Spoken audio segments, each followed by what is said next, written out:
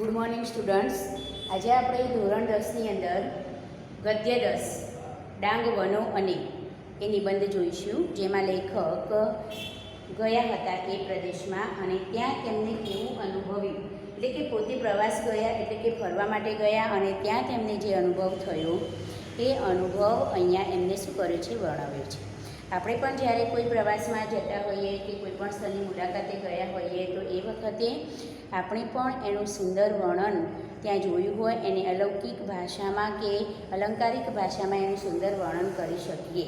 ત્યાંના દ્રશ્યો કેવા હતા, ત્યાં આપણને કેવો આનંદ આવ્યો, એ બધાનું વર્ણન આપણે કરીએ તો આપણો પણ એક સુંદર નિબંધ તૈયાર થાય. તો આજે હું તમને એવું કહી શકું કે તમે કરેલા પ્રવાસનું વર્ણન, એટલે કે મારો યાદગાર પ્રવાસ વિશે તમે તમારે નિબંધ લખવાનો. કેમ કે મારા યાદગાર પ્રવાસની અંદર તમે જુઓ તો મારો યાદગાર જે પ્રવાસ એમાં તમે શરૂઆત તમે પ્રવાસમાં પહેલા પેરેગ્રાફમાં તમે શું લખી શકો, તો પહેલા પેરેગ્રાફમાં પ્રવાસનું જીવનમાં શું મહત્ત્વ છે એ આપણે લખી દઈએ કે પ્રવાસ કરવાથી આપણને શું જાણવા મળે, કેવા ગુણો આપણામાં કેળવાય અને આપણને શું જોવા અને આપણે લોકોમાં કેવી રીતે એકબીજા સાથે વાતચીત કરતાં શીખીએ, કેવી રીતે એકબીજા સાથે વ્યવહાર કરવો એ શીખીએ. પછી જુદા જુદા પ્રદેશોની મુલાકાત લઈએ તો એનાથી આપણને દરેક પ્રદેશની સંસ્કૃતિની ખબર પડે અને આ રીતે એમના રીતિ રિવાજો, રહેણી કરણી વિશે આપણે જાણી શકીએ. તો પહેલાં ટૂંકમાં પહેલા પેરેગ્રાફની અંદર તમે એવું લખી શકો. ત્યારબાદ બીજા પેરેગ્રાફની અંદર કે અમારી શાળામાં દર વર્ષે પ્રવાસનું આયોજન કરવામાં આવે છે અને આ વર્ષે અમે આ સ્થળે પ્રવાસે ગયા હતા, એમ કરીને પ્રવાસમાં જ્યાંથી જાઓ છો ત્યાંથી તે પાછા ફરો ત્યાં સુધી શરૂઆતથી માંડીને ત્યાં જે જોયું, આનંદ માણ્યો, જેવી રીતે ફર્યા, જેવી માહિતી મેળવી એ બધું સ્ટેપ બાય સ્ટેપ લખીને તમે રિટર્ન આવો ત્યાં સુધીનું એક સુંદર વર્ણન તમે તૈયાર કરી શકો. તો મારો યાદગાર પ્રવાસ એવો નિબંધ તમારે લખવાનું, જેથી તમને તમારી મૌલિકતા પણ વધારે કેળવાય. બરાબર.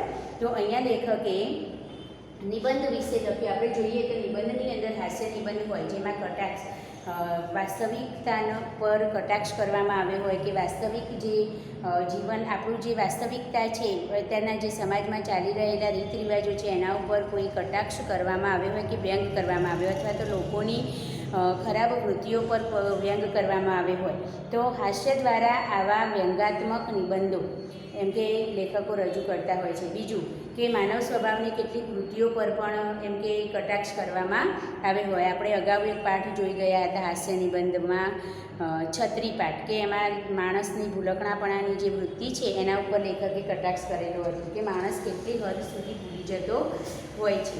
અહીંયા જે પ્રવાસ વર્ણન, પછી લલિત નિબંધ હોય તો લલિત નિબંધની અંદર પ્રાકૃતિક દ્રશ્યોનું વર્ણન આવે અને ચિંતનાત્મક નિબંધ હોય તો કોઈ વિષય પર એનું ગહન ચિંતન એમાં રજૂ થયેલું હોય. તો અહીંયા જે નિબંધ છે એ નિબંધમાં લેખકે આહવા અને ડાંગ જ્યારે ગયા એ વખતે તેમને કેવું અનુભવ્યું એનો વાત એમને આ નિબંધની અંદર કરેલી છે. તો સૌથી પહેલાં આપણે લેખક પરિચય જોઈએ તો મહેન્દ્રસિંહ પરમાર, જન્મ છે 2/11/1967. તો મહેન્દ્રસિંહ તખ્તસિંહ પરમારનું વતન સુરેન્દ્રનગર જિલ્લાનું કુકણા ગામ છે. કુકણા. તેઓ ભાવનગર યુનિવર્સિટીના ભાષા ભવનમાં અધ્યક્ષ તરીકે કામગીરી કરે છે. તેઓ વાર્તાકાર, વિવેચક અને દિગ્દર્શક તરીકે જાણીતા છે. તેમનું ગદ્ય આગવી ભાત પાડે છે. તેમના પ્રથમ નામના વિવેચન સંગ્રહ પોલિટેકનિક નામે વાર્તા સંગ્રહ અને રખડુનો કાગળ નામે નિબંધ સંગ્રહ પ્રગટ થયા છે. આ નિબંધ રખડુનો કાગળમાંથી લેવામાં આવ્યો છે. પોતે કરેલા નર્મદા કિનારા અને ડાંગના જંગલોના પ્રવાસના સંસ્મરણોને લેખક પત્ર રૂપે પોતાના બાપુજીને લખે છે. એટલે પોતે કરેલો જે પ્રવાસ છે કયો, ડાંગ અને નર્મદા કિનારો, ડાંગના જંગલોનો એમને જે પ્રવાસ કર્યો છે એને એ પ્રવાસમાં એમને કેવો અનુભવ થયો, શું જોવા મળ્યું એની વાત પોતાના પત્ર રૂપે પિતાજીને લખી છે. જેમાં લેખકનો રખડું સ્વભાવ એટલે કે ફરવાનો સ્વભાવ, સંવેદનશીલ હૃદય અને સૌંદર્ય દ્રષ્ટિ અનુભવાય છે. સંવેદનશીલ એટલે કે લાગણીશીલ હૃદય અને સૌંદર્ય દ્રષ્ટિ એટલે કે પ્રકૃતિના દરેક તત્વને સુંદરતાની દ્રષ્ટિએ નિહાળવાની એમની શક્તિ. તો સૌંદર્ય દ્રષ્ટિ અનુભવાય છે. અહીં લેખકનો નર્મદા સાથેનો સૂક્ષ્મ નાતો છે. નર્મદા નદી સાથે એમનો જે પ્રેમ સૂક્ષ્મ નાતો છે એ સાથે ગુજરાતના એક રળિયામણા પ્રદેશ ડાંગના પ્રાકૃતિક સૌંદર્યની, એટલે કે ગુજરાતનો એક રળિયામણો પ્રદેશ ડાંગ, એની પ્રાકૃતિક સૌંદર્યની, ત્યાંના લોકોની વિશેષતાઓ પણ આ નિબંધમાં અત્યંત લાઘવતાથી વર્ણવાયેલી છે. એ સાથે લેખકનું સંવેદન પણ ઘૂંટાતું જાય છે. આ આખી વાત કરવા માટે પત્રશૈલી પસંદ કરીને લેખકે પોતાની અને ભાવકની વચ્ચે અંગત સેતુ રચ્યું છે. નિબંધનું ગદ્ય પ્રવાહી છતાં ઊંડાણવાળું છે. ગુજરાતી ગદ્યની એક જુદી તરેહ એમાં છે. એટલે અહીંયા હવે તમે જુઓ કે આ નિબંધની અંદર કઈ કઈ બાબતો રજૂ થઈ છે. તો પહેલાં તો લેખક ડાંગ અને નર્મદા કિનારાના પ્રવાસી જે ગયા એનું વર્ણન કે કરતો પત્ર પોતાના પિતાજીને લખે છે. ત્યાર પછી ત્યાં નર્મદા સાથેનો એમનો કેવો નાતો છે, એટલે નર્મદા નદી સાથે એમનો જે ગાઢ સંબંધ છે, નર્મદા નદી પ્રત્યેનો એમનો જે અહોભાવ છે એ અહીંયા વ્યક્ત થયો છે. અને સાથે સાથે ગુજરાતનું સૌથી રળિયામણું સ્થળ ડાંગના પ્રાકૃતિક સૌંદર્યનું પણ અહીંયા વર્ણન કર્યું છે. એટલે એમને અહીંયા સંવેદના, સૌંદર્યશીલ દ્રષ્ટિ અને સંવેદનશીલ હૃદય અને રખડું સ્વભાવનો આપણને પરિચય મળે છે. તો અહીંયા એમને શરૂઆત, આપણે જેમ પત્રમાં સંબોધનથી શરૂઆત કરીએ એમ એમને પણ સંબોધનથી શરૂઆત કરી. પ્રિય બાપુજી કરીને એમને પત્રની શરૂઆત કરી કે અગાઉ અંકલેશ્વર અને આહવા ગયો ત્યારનો તમને લખવા ધારતો હતો. એટલે અગાઉ આ પહેલાં અંકલેશ્વર અને આહવા ગયા હતા, અત્યારે તેઓ નર્મદા અને ડાંગ ગયા છે. તો અગાઉ જ્યારે આહવા અને અંકલેશ્વર ગયો ત્યારે હું તમને પત્ર લખવા ઈચ્છતો હતો. એ પછી ફરી એકવાર જઈ આવ્યો. પહેલી વાર ગયો ત્યારનો ઈચ્છતો હતો પણ ના લખી શકાયું. બીજી વખત જઈ આવ્યો, લખ્યા વગર ન ચાલે એવું થઈ ગયું. અને પછી બીજી વાર જ્યારે હું પ્રવાસે એટલે કે પ્રદેશમાં મુલાકાતે ગયો એટલે હવે લખ્યા વગર ચાલશે જ નહીં એવું થયું, ત્યારે હવે હું લખવા બેઠો છું. એ અનુભવોને પુનઃસ્મૃત કરવાનો પ્રયત્ન કરું છું. પહેલાં જ્યારે હું ગયો હતો એ અનુભવોને અને અત્યારે જ્યારે ગયો એ અનુભવોને ફરીથી પાછા તાજા કે યાદ કરવા માટે હું પ્રયાસ કરું છું. આહવા જતાં પહેલાં 3 દિવસ અંકલેશ્વર રોકાયો. આહવા જતાં પહેલાં હું 3 દિવસ અંકલેશ્વર રોકાયો. અંકલેશ્વર મને પ્રિય છે. મિત્રો મજાકમાં જેને ગંધકેશ્વર કહે છે. અંકલેશ્વર મને પ્રિય છે અને મિત્રો મજાકમાં એને શું કહે છે? ગંધકેશ્વર. કારણ કે ત્યાં ઘણા બધા કારખાનાઓ છે અને કારખાનાઓને કારણે ત્યાં પુષ્કળ ગંદકી છે. એટલે મિત્રો એને મજાકમાં અંકલેશ્વરને બદલે ગંધકેશ્વર કહે છે, પુષ્કળ ગંદકીવાળું સ્થળ. તો એ કારખાનાઓમાંથી ઉભરાતું એશિયાનું બીજા નંબરનું ઔદ્યોગિક મથક છે અંકલેશ્વર. મારું પ્રિય સ્થળ છે અને એ મારું પ્રિય સ્થળ છે. વૈચિત્રમ એટલે કે વિચિત્રતા. કેવી વિચિત્રતા? મિત્રો એને ગંધકેશ્વર કહે અને છતાંય મારું એ પ્રિય સ્થળ છે. કેવી વિચિત્રતા? એની દુર્ગંધ સાથે ગરોબો કેળવાઈ ગયેલો. ગરોબો એટલે નિકટતા, ઘર જેવો સંબંધ. ગરોબો એટલે નિકટતા કે ઘર જેવો સંબંધ. તો અહીંયા વૈચિત્રમ એટલે વિચિત્રતા. વૈચિત્રમ એટલે વિચિત્રતા.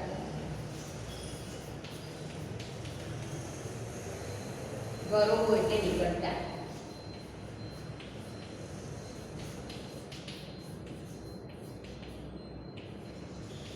ઘર જેવો સંબંધ.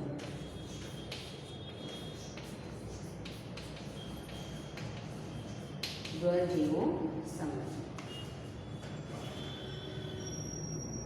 ગંધકેશ્વર એટલે પુષ્કળ ગંદકી.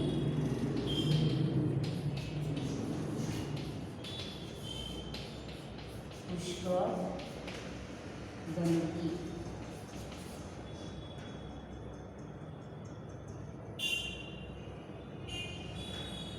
ભેખડવતી એટલે ભેખડવાળી, ભેખડવતી એટલે ભેખડવાળી.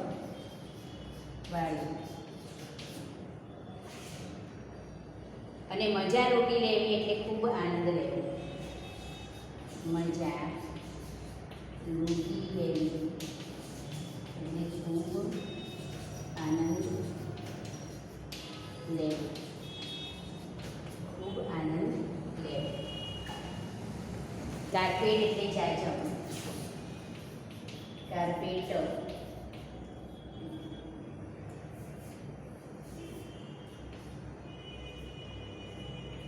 જાજમ.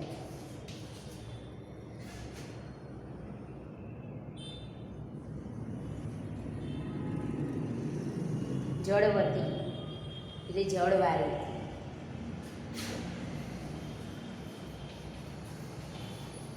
જળવાળી.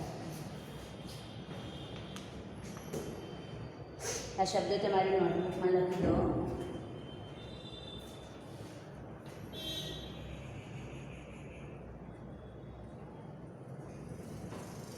અહીંયા આપણે જોયું કે મિત્રો જેને ગંધકેશ્વર કહે છે એવું સ્થળ લેખકને અતિ પ્રિય છે. જાણે એનો સાથે એમને ગરોબો કેળવાઈ ગયો છે. પણ સાચું કહું તો અહીંના ભરૂચી નાકાથી બોરબાઠા થઈને આગળ જતાં આવતી ભેખડવતી નર્મદાને કારણે અંકલેશ્વર મારી પ્રિય જગ્યા છે.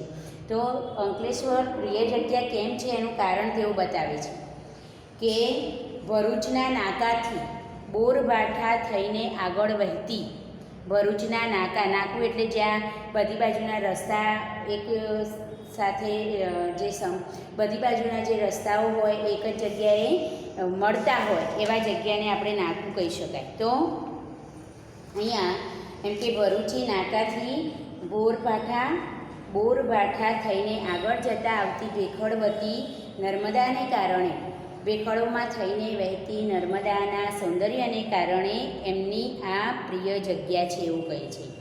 તો ભેખડવતી નર્મદાને કારણે અંકલેશ્વર મારી પ્રિય જગ્યા છે. અહીં ઉચ્ચાસને બેસીને કેટલીય વાર સૂર્યાસ્ત જોવાની મજા લૂંટી છે. ઉચ્ચાસને એટલે ખૂબ ઊંચા સ્થળે બેસીને સૂર્યાસ્તને જોવાની એટલે કે સૂર્યને અસ્ત થતો જોવાની મજાને લૂંટી છે. અસ્તાચળે પહોંચેલા સૂર્ય મહારાજ આ ક્ષિતિજ જળવતી નર્મદાની સપાટી પર છેક અમારા સુધી લાલ કાર્પેટ બિછાવી આપે છે. અસ્તાચળ એટલે કાલ્પનિક પર્વત, જ્યાં સૂર્ય આથમે છે તે કાલ્પનિક પર્વત એટલે અસ્તાચળ.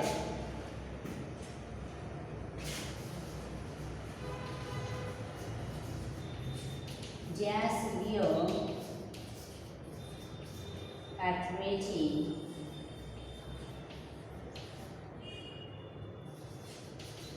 તે કાલ્પનિક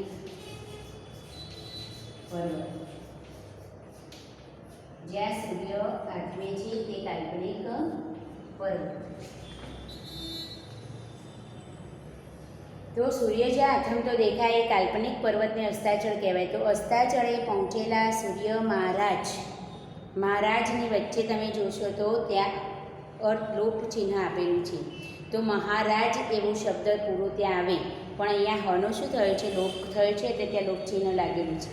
તો અસ્તાચળે પહોંચેલા સૂર્ય મહારાજ આ ક્ષિતિજ જળવતી નર્મદાની, ક્ષિતિજ એટલે જ્યાં પૃથ્વી અને આકાશની સીમા એકબીજા સાથે જોડાય છે એ સીમા રેખાને આપણે ક્ષિતિજ કહીએ. તો જ્યાં સૂરજ ઉગે છે એ સૂરજ ઉગે છે અને જ્યાં સૂર્ય અને ધરતી એકબીજાની સાથે એમ કે જોડાતા હોય એવી આભાસિત સીમા જે હોય છે એને ક્ષિતિજ કહેવાય. તો ક્ષિતિજ જળવતી નર્મદાની સપાટી પર છેક અમારા સુધી લાલ કાર્પેટ બિછાવી આપે છે. એટલે કે સૂર્યના કિરણો જે છે એ છેક સુધી પોતાના લાલ કિરણો પૃથ્વી પર પાથરી દે છે. એટલે એવું લાગે છે કે જાણે જાજમ પાથરેલી હોય. આ રાજમાર્ગે ટપટપ કરતાં દોડીને એમને મળવા જઈએ તો ત્યાં તે ગાયબ થઈ જાય છે. અને નર્મદાને સપાટી પર છેક સુધી તે લાલ કાર્પેટ પાથરી હોય સૂર્યના કિરણોએ, અને પછી જ્યારે એને મળવા જઈએ તો ત્યાં શું થઈ જાય છે, જાણે ગાયબ થઈ જતું હોય એવું અદ્ભુત દ્રશ્ય અહીંયા એમ કે જોવા મળે છે. તો અંકલેશ્વર લેખકની પ્રિય જગ્યા કેમ છે? તો ત્યાં ઊંચા આસને બેસીને કેટલીય વાર એમને સૂર્યાસ્ત થવાની શું કહેવાય મજા લૂંટેલી છે. પછી ભેખડવતી નર્મદાને વહેતી જોવાનો અને એના સૌંદર્યને માણવાનો કંઈક આનંદ ત્યાં અલગ હોય છે.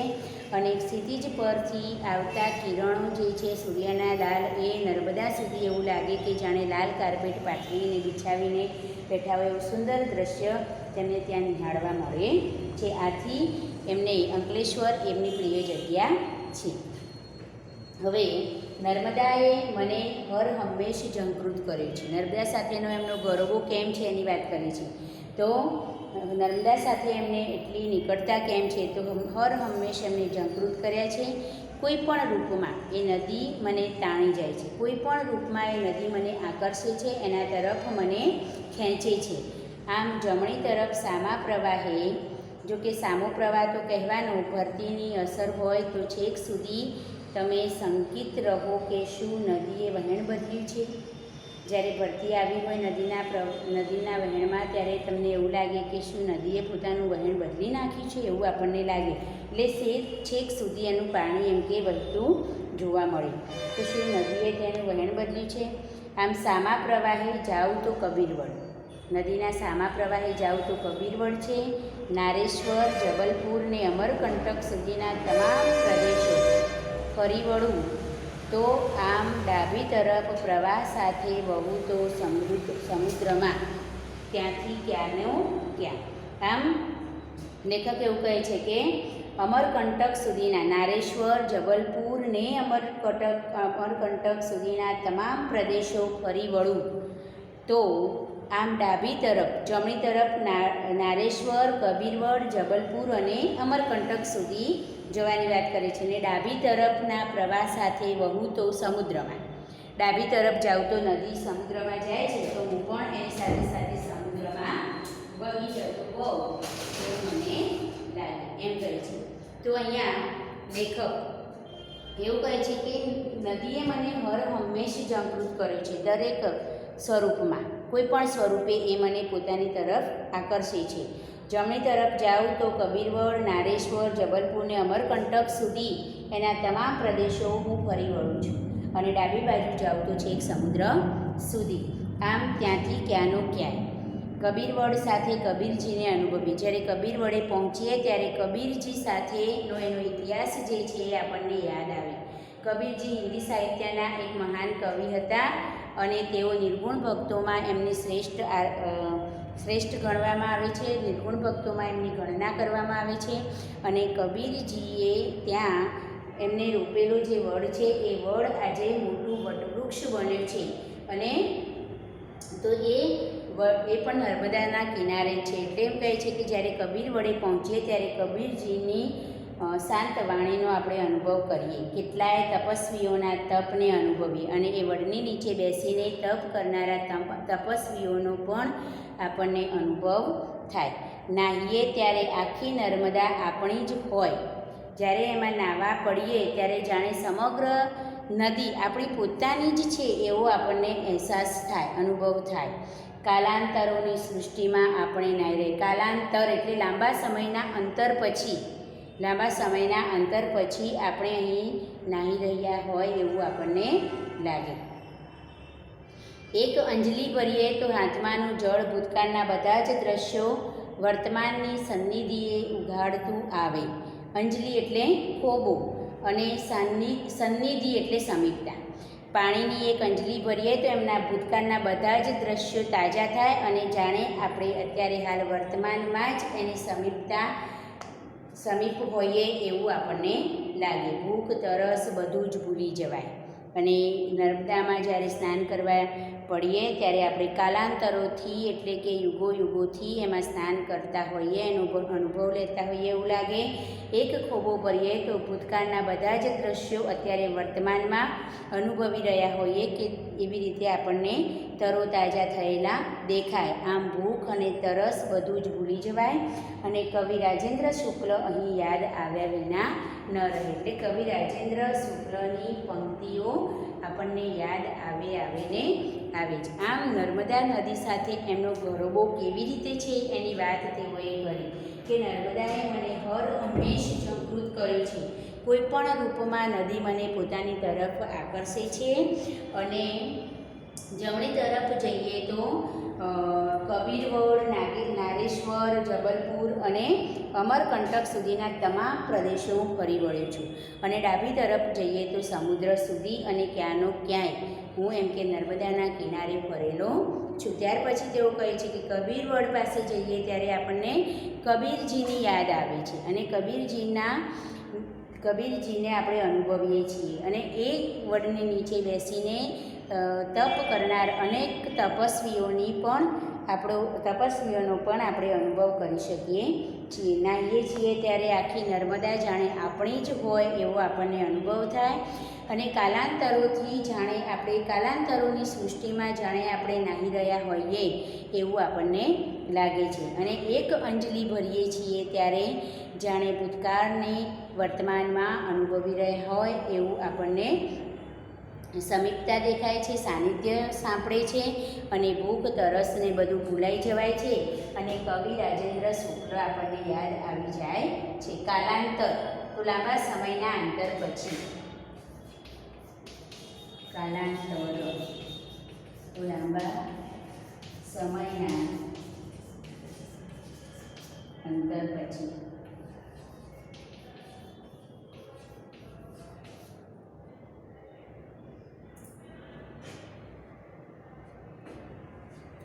અંજલિ એટલે ખોવું, અંજલિ એટલે ખોવું અને સાનિધ્ય એટલે સમીપતા.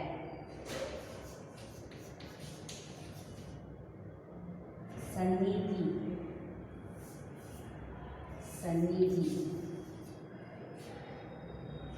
એટલે સમીપતા. સન્નિધિ એટલે સમીપતા. તો અહીંયા રાજેન્દ્ર શુક્લની કઈ પંક્તિ તેમને યાદ આવે છે તો મુઠ્ઠી ચણા કે ધાણી, મુઠ્ઠી ચણા કે ધાણી, ઝરણાનું મીઠું પાણી, ઝરણાનું ખળખળ વહેતું પાણી અને સાથે લઈ ગયેલા નાસ્તા માટે લઈ ગયેલા ચણા કે ધાણી. હવે ધાણી એટલે ઘઉંની પણ ધાણી બની શકે કે ઘઉં હોય એને શેકીને આપણે એની ધાણી બનાવી શકીએ. તો પહેલાં ચણા અને ધાણી ખાવાનું બાળકો બહુ ખાતા, તો એ સ્વાસ્થ્ય માટે હેલ્ધી પણ ગણાય છે. તો ચણાનું મીઠું પાણી હોય ને સાથે લઈ ગયેલી મુઠ્ઠી ચણા કે ધાણી હોય. ગેગુરની ઘટામાં આઠે પ્રહર ઉજાણી, પાસે ગેગુરની ઘટા, ગેગુર એટલે ઘાટ, ઘનઘોર જ્યાં ખૂબ જ ઝાડવાઓ આવેલા હોય એવી જગ્યા, ખૂબ જ ઝાડ આવેલા હોય એવી જગ્યા એને ગેગુર કહેવાય. તો ગેગુરની ઘટામાં એટલે કે ઝુંડમાં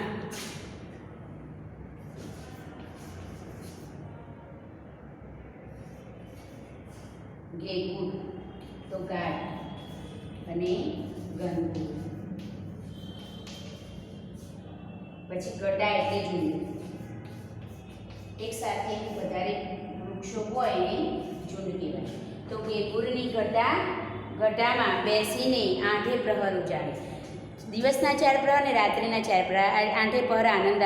કેટલી વસ્તુ આપણી પાસે હોય, એક તો ચણા અને ધાણી હોય નાસ્તા માટે અને ચણાનું વહેતું સુંદર પાણી હોય અને આસપાસ પીવા માટે ચણાનું મીઠું પાણી હોય અને આસપાસ વિસ્તરેલી જે વનરાઈ છે એ વનરાઈની ઘટામાં બેસીએ તો આઠે પ્રહર આપણને ઉજાણી હોય, આનંદ હોય એવું એમ કે લાગે. તો આ નર્મદાના કિનારે જે વૃક્ષો છે એને જોઈને આપણને રાજેન્દ્ર શુક્લની યાદ આવ્યા વગર રહે નહીં. લ્યો હવે આહવાની વાત કરું. આ એમને નર્મદા નદીના કિનારાની વાત કરી કે નર્મદાનું આકર્ષણ એમને હર હંમેશ કેમ રહે છે. તો નર્મદામાં જ્યારે સ્નાન કરતા હોય ત્યારે તેઓ કાલાંતરોથી એમાં નાહતા હોય એવો અનુભવ થાય છે. સમગ્ર નર્મદા જાણે પોતાની જ હોય એવો અનુભવ થાય છે. એના પાણીને ખોબામાં લે, અંજલિમાં લે તો ભૂતકાળના દ્રશ્યો એમની સમક્ષ તાજા થાય છે અને વર્તમાનમાં જાણે ખૂબ જ નજીક અનુભવી રહ્યા હોય એવું એમને લાગે છે. આમ એમને બંને તરફ, સમુદ્ર તરફ જમણી અને ડાબી બંને તરફ એ નર્મદાના કિનારા સુધી ખૂબ ફર્યા છે અને એને અનુભવી છે. આમ કવિ રાજેન્દ્ર શુક્લની પંક્તિઓને તેઓ યાદ કરીને નર્મદાના સાથેનો ગરોબો એમનો કેટલો છે એની આપણને ગહેરાઈ બતાવે છે. હવે લ્યો આહવાની વાત કરું, એટલે હવે આહવાની વાત કરે છે કે પહેલી વાર જ્યારે આહવા ગયો ત્યારે ઘાયલ થઈ ગયો હતો. વન સંપદાનું આટલું આદિમ અને મનોહર રૂપ, વન સંપદા એટલે વનની સંપત્તિ, આદિમ એટલે પ્રારંભનું, મૂળનું,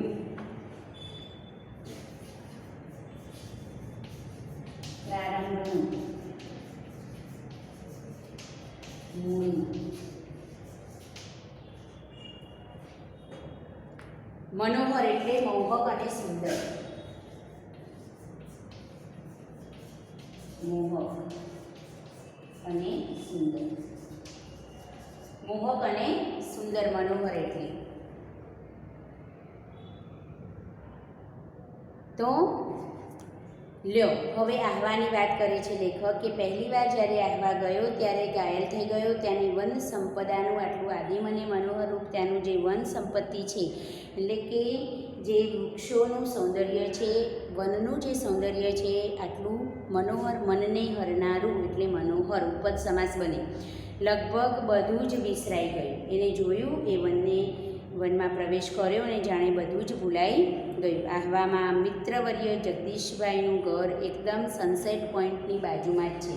એમના પરમ મિત્ર જે જગદીશભાઈ છે એ જગદીશભાઈનું ઘર ત્યાં ખૂબ જ એમ કે નજીક છે અને સનસેટ પોઈન્ટ જ્યાં સૂર્ય આથમે છે એની નજીક જ છે. સનસેટ પોઈન્ટની બાજુમાં છે. સનસેટ પોઈન્ટની ઊંચાઈએથી નીચેની આખી રંગભૂમિ જોવા સરીખી. સનસેટ પોઈન્ટની ઊંચાઈઓ પર જઈએ તો એના નીચેની જે ભૂમિ છે એ ભૂમિ ખરેખર જોવા જેવી છે એમ કહે છે. એની રંગ રમણા અદ્ભુત છે. એની રંગ રમણા એટલે રંગોની રમણીયતા, રમણા, રંગ રમણા એટલે રંગોની રમણીયતા.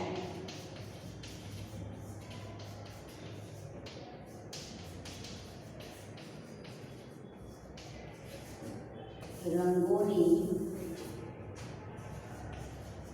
રમણીયતા, એના રંગોની રમણીયતા ખૂબ જ આહલાદક છે, અદ્ભુત છે. દૂર નીચે માનવ વસવાટથી સવારની ઝાંખી કરાવતા રતુમડા પત્તાના હોય તેવા ઘર અને એ ઘર સુધી દોડી જતી સરપીલી ભૂખરી કેડીઓ.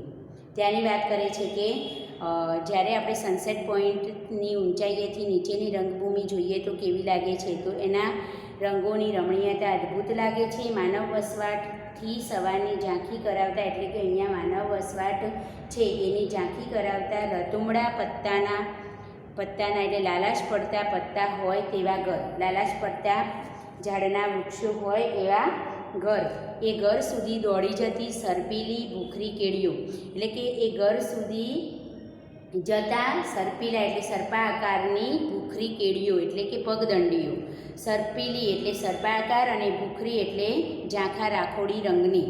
તો એ ઘર સુધી દોડી જતા આવા સર્પાકાર સાંકડા રસ્તાઓની વાત કરે છે. ખીણમાંથી છેક સૂર્ય સાથે હરીફાઈ કરવા મથતા સાગની અને જમીન પર પથરાયેલા ઘાસની પોતપોતાની લીલપ એટલે લીલાશા.